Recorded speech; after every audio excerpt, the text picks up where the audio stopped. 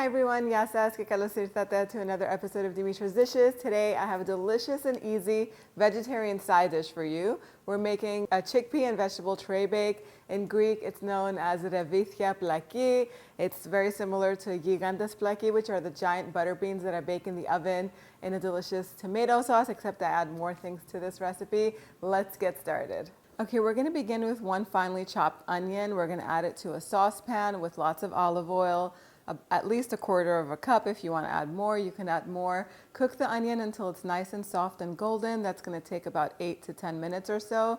Then we're going to add in 4 garlic cloves that are grated. Warm them through until they're nice and fragrant. It takes about 30 seconds or so. And then we'll add 1 15-ounce can of crushed tomatoes, or you can use tomato sauce that has a little bit of seasoning in it.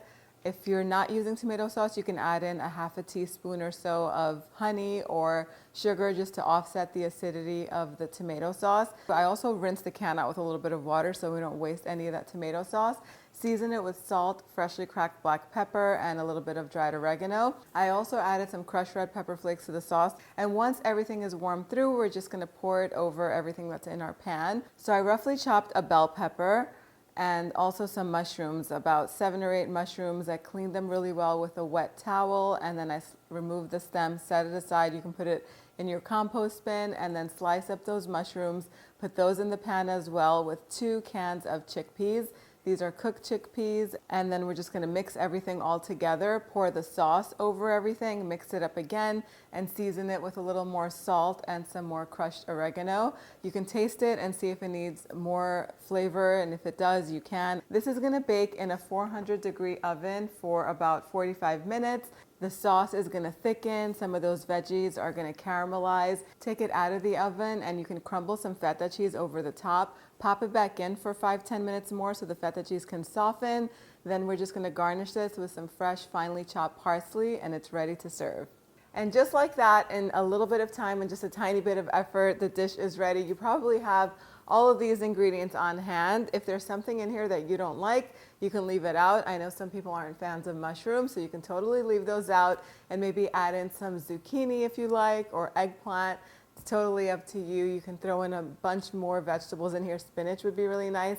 In the end, it'll give a little bit more sauce as it wilts and releases its juices, and so much more nutrition. You can serve this as is or on the side of roasted chicken, fish. It tastes good with almost anything and everything. Let's do the taste test.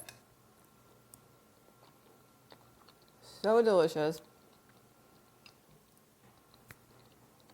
The mushrooms roasted and caramelized. This tastes kind of meaty.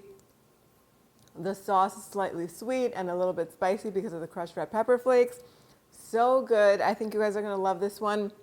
It keeps fresh in the refrigerator for days, so I would make a double or a triple batch of this and just keep it on hand. I would serve this for breakfast with some fried or poached eggs on top too.